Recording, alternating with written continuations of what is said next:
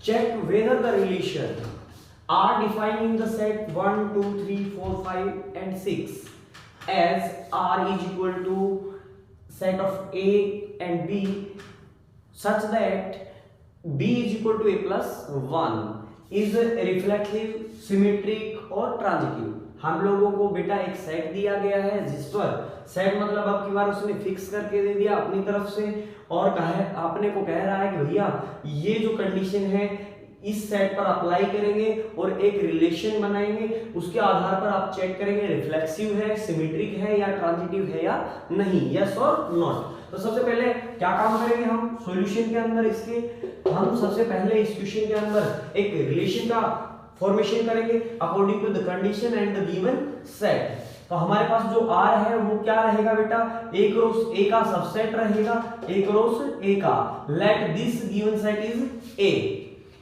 तो क्या बनेगा अकॉर्डिंग टू द कंडीशन, हम सीधा रिलेशन बनाएंगे और रिलेशन बनाएंगे तो हमारा पहला ऑर्डर पेयर क्या बनेगा, हम सेट से A का वैल्यू उठाएंगे इधर डालेंगे और B का वैल्यू हमें मिल जाएगा अकॉर्डिंग टू द कंडीशन। हमारे पास सेट में A का वैल्यू कितना है 1 है, जब हम यहाँ A का वैल्यू 1 पुट करेंगे तो B का वैल्यू क्या आ जाएगा 1 + 1 = 2। तो हमारे पास A 1 है और B कितना आ गया 2। ऐसे ही हम 2 को उठाएंगे तो B कितना आ जाएगा 3, 2 and 3। यदि हम 3 को उठाएंगे तो B कितना आ जाएगा 3, 4। ऐसे ही हम 4 को उठाएंगे तो अपना कितना आ जाएगा 4 और 5। ऐसे ही हम दूसरे वाले 5 को उठाएंगे और 5 को उठाएंगे तो कितना आ जाएगा 5 and 6। ऐसे ही हम 6 को उठाएंगे तो हमारा जो सेट का लास्ट एलिमेंट है मतलब B है ऑर्डर पेयर का, वो क्या बनेगा 7। और 7 यहाँ एग्जिस्ट नहीं करता है तो मतलब हमारे ऑर्डर पेयर का हिस्सा भी नहीं होगा और हमें यही रुकना पड़ेगा और हमें इस रिलेशन के कंटेंट्स को देखना पड़ेगा। ये हमारे रिलेशन का कंटेंट होंगे मतलब इस सेट का हिस्सा होंगे और इसी पर हमें सब कुछ चेक करना है। तो पहला जो हमारा रिफ्लेक्सिव है उसका कंडीशन क्या रहता है कि भैया A रिलेट क्या करना चाहिए, this implies A relate A करना चाहिए। दैट मींस A और A belongs to the R, ये होना चाहिए। ये है या नहीं कैसे चेक करेंगे, सेट का पहला एलिमेंट पकड़ेंगे, पहले एलिमेंट को रिलेट करेंगे किससे पहले से ही और ये इंप्लाइज क्या करेगा 1 1 बिलोंग्स टू R। तो हम चेक करें हमारे पास R है उसके अंदर क्या 1 1 ऑर्डर पेयर है, 1 1 ऑर्डर पेयर है नहीं है। देखिए 1 2 है, 2 3 है, 3 4 है, 4 5 है, 5 6 है, 1 1 इसका हिस्सा नहीं है। तो हम कहेंगे कि भैया ये जो हमारा गिवन रिलेशन है वो रिफ्लेक्सिव भी नहीं है। ऐसे ही हम सिमेट्रिक पर बात करेंगे। सिमेट्रिक में हम कहेंगे कि भैया जो गिवन रिलेशन है इसके अंदर से हम एक ऑर्डर पेयर उठाएंगे और हमारा एक्चुअल कंडीशन क्या बनता है कि यदि A और B बिलोंग्स टू R करते हैं तो हमारे पास ऐसा भी होना चाहिए BA belongs to R। Clear.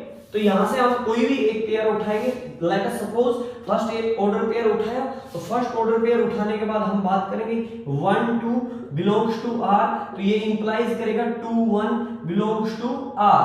मगर 2 1 हमें कहीं अपने रिलेशन के अंदर नजर नहीं आ रहा है, इस वजह से हम क्या कहेंगे कि ये जो रिलेशन है ये सिमेट्रिक भी नहीं होगा। आगे चलते हैं ट्रांजिटिव के लिए।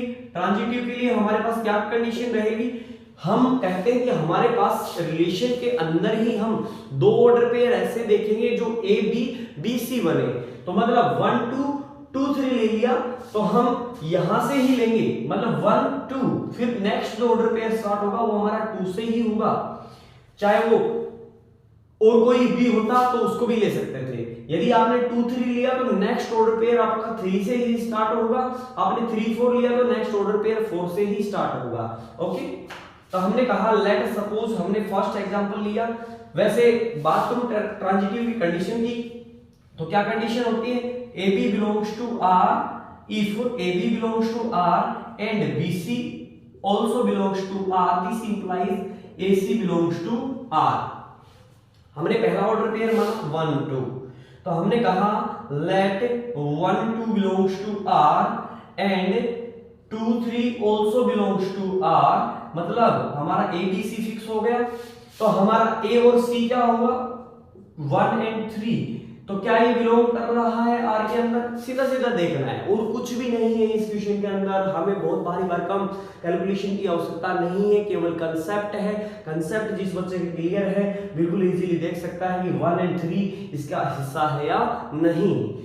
1 3 क्या है, इसका हिस्सा है नहीं है, तो हम क्या कहेंगे 1 3 does not belongs to R and our condition becomes fail. Okay, हमारा कंडीशन क्या हो गया बेटा, फेल हो गया, और हम कहेंगे कि ये जो रिलेशन है ना ही रिफ्लेक्सिव होगा, ना ही सिमेट्रिक होगा, ना ही ट्रांजिटिव होगा। ओके ओके बेटा, ओके। तो इस बात का ध्यान रखेंगे, अच्छे से क्वेश्चन को एनालाइज करेंगे और इजीली क्वेश्चनों को